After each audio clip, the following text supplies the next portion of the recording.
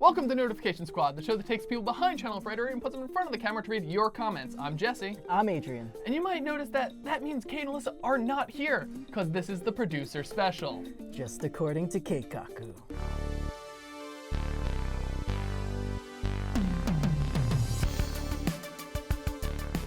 So Adrian, what are we talking about this week? Well, since we're both at the table, we're going to be talking about anime, but more specifically live-action adaptations, be it anime, cartoons, video games. And Jesse brought this up earlier, and I kind of forgot about it. Let's talk about the Akira adaptation. So it's been in development hell for so long. So a lot of it's going to have to do with how Thor Ragnarok does at the box office this year, because it is Taika Waititi who directed that and who is now signed on to Akira, at least talking a lot about it. So like a lot of its success is kind of hinging on Ragnarok. Which, like, honestly, I feel like he's probably going to get it. All the reviews have been great for Ragnarok, but he is currently the person who's front-running to direct after, like, 10 years. Like, 5 different directors have dropped out of Akira. We thought this wasn't going to happen, especially with, like, the box office bomb that was Ghost in the Shell. We all kind of thought this was dead. What kind of makes this a little different from Ghost in the Shell and even Death Note, which I will be talking about later? So, one of the biggest things, and, like, everyone's very hesitant, but the fact that he has gone on record to be like, of course I'd cast Asian actors. Like, everyone was super afraid that it was going to be like, hi, it's me, Johnny Akira, and I'm going to race my motorcycle. I'm played by Vin Diesel. Everything is still up in the air, very speculative, but this is kind of the direction that they're talking about. There are actually good live-action adaptations of cartoons, and Jesse has a lot to talk about. Our favorite one, Scooby Doo. Hello, Matthew Lillard. Thank you so much for joining us. We've had so many weird live-action adaptations of cartoons, because I remember we had, Barry Sonnenfeld's Flintstones starring John Goodman and Rick Moranis, and then we even had Viva Rock Vegas, but we don't really talk about that one because that had a Baldwin in it. Even up to now, we have, like, Garfield and stuff, but in between there, in all this, like, garbage heap, we have one that stands out. Scooby Doo in 2002. I still don't understand, because, like, I barely remember that film. I just remember the ghost from the beginning, but the rest is just a blur to me. Honestly, I don't know why. It's funny you say that, because the first 15 minutes are essentially its own thing, and it's amazing. Like, it's flat out a Scooby Doo episode, it's a short film, like, it's beautiful the first 15 minutes, and they're just trying to catch that ghost, and it's very good. But I rewatched the film like a year ago. I was like homesick, and I was just like, Scooby Doo 1 and 2 are on Netflix, sign me up. And it's wonderful. Do you think it adapted the source material well enough into, like, the screen? I'm not sure if you know this, but do you know who wrote the Scooby Doo movie? It's James Gunn, the writer-director of Guardians of the Galaxy. It was one of his early scripts, originally written to be a R-rated parody version of Scooby Doo. That's what he was hired to write, or at least that's what his spec script was. The studio loved it so much that they said, can we just make this an actual Scooby Doo movie? So they signed off on that, which then they filmed an R-rated version of Scooby Doo. So there's a lot more profanity, a lot more dirty jokes. I'm not sure if you remember this, but Shaggy's love interest is named Mary Jane, which is slang for marijuana. Back in post, they CGI'd extra clothing onto, I believe, Sarah Michelle Gellar was playing Daphne, because her cleavage was out the whole movie. And they actually went in and covered it up digitally. Oh my god. Yeah, like, they re-edited this film to make it PG, which is kind of why there are parts of it that's a bit janky. It was written for adults, it wasn't meant to originally pander to children. This is, like, essentially a 107 Facts for me, Jesse. I didn't know anything. So my girlfriend always tells me, she's like, why the frick do you know this stuff? And I just assumed everyone knew this. Because then after that is when we got kind of the dump of, like, Garfield, Underdog. I'm not sure if you remember the Hong Kong Phooey live action Oh my god, wait. trailer. Yogi Bear, starring Justin Timberlake and Dan Aykroyd and TJ Miller. Oh, and Tom Cavanaugh from The Flash. I tried watching it because it has such a good cast. I got like 20 minutes in.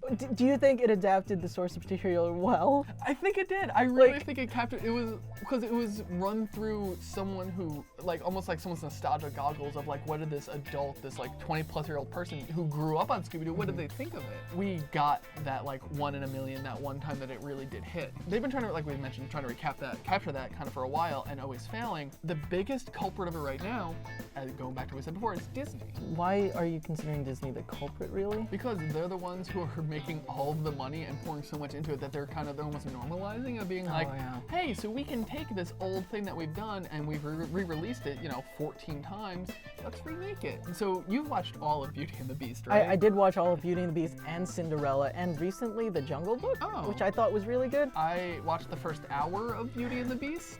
They finished singing Be Our Guest, and I said, that's good enough. So what I want to say is, with these adaptations, they do things a little different differently. They add story elements that weren't in the original. Jungle Book, I actually didn't watch the original Jungle Book. I am a monster. The live action adaptation seemed a little dark. Have you seen the original? Is it dark? I've seen it like as a child. Couldn't tell you a single thing about it except for there's a snake that has scary eyes. Awesome, sweet. In the first like 15 minutes, an animal dies. Part of the thing is so great about, you're like, well, it's great because it's like the same thing. I was trying to condense it, but like honestly, that's what I like about anime and video game films and comic book films, is that they are at least changing stuff and kind of making up their own story. Like, what did you think about that though? Like most of the live action adaptations I watched recently were films or series that came out 10 years ago, maybe 20, whereas these Disney ones, they're kind of just reintroducing the same story to a new generation, whereas these movie ones are trying to appeal to a different fan base, or trying to give a different story to a fan base that already knows the stories. Like with Death Note, they completely changed the setting, and therefore, like, by changing the setting, you change like the cultural subtleties in it. Yeah.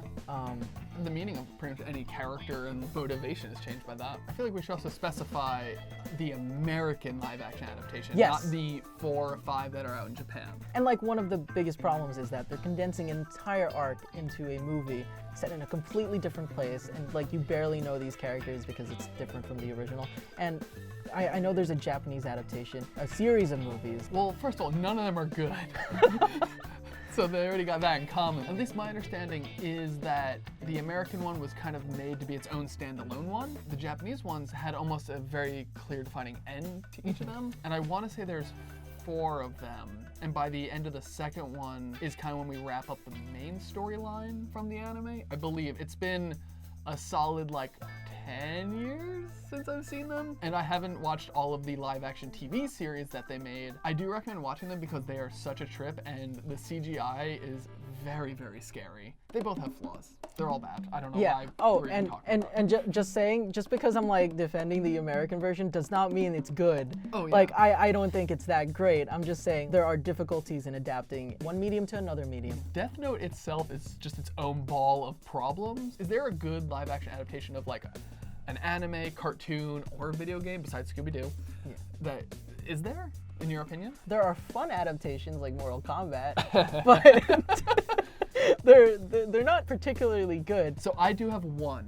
Okay. So I already talked about how good Scooby Doo is, and that's kind of its own thing. And I guarantee you, after I say this, there's either going to be a flood of people going, "Jesse's taste is garbage, fire him," or "Thank you." I'm ready. Speed Racer by the Wachowskis is fantastic. It is visually a ton of fun, but it takes the world of Speed Racer that I was not, like, I watched it growing up and I was like, this is fine. And it perfectly translates the American dub of Speed Racer into live action, and like, it's wacky, the fight scenes are great, the casting is incredible, everyone knows what movie they're in, and it's actually like a pretty good story. It does a really good job of capturing the world and telling you, like, you know what's important about this world? Racing. I don't think we need a sequel. I don't think we need a remake. I think it is its own perfect entity, its own thing. Ball of fun. Yeah, fun, but also pretty damn good. Like, I really recommend, if you haven't seen Speed Racer, sit down and have a blast. It's a little long, but the music's incredible. It's Michael Giacchino, who did like The Incredibles and like Star Trek 09 and anything Pixar's ever done. It's a good time. It's very pretty. So this ends our segment of Jesse tells Adrian to watch Speed Racer because he made it sound really good. Have I pitched you my Alvin and the Chipmunks sequel? Okay, real quick. So Alvin the Chipmunks.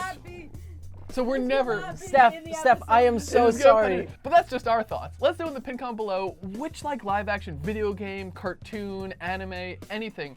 Tell us which one is your favorite, maybe your least favorite, or one you want to see. Just put it right there in the pinned comment below. And now for our next segment, Notification Squad. But Adrian, what's Notification Squad? Well, see, when you go to subscribe to us, you see this bell icon right next to the subscribe button. And if you click that bell icon, it'll notify you when we upload videos. That was a bad bell. Click the bell. Our first comment comes from Linny Fox on our Szechuan sauce taste test video. And they said, they didn't kiss like they said. Frowny face.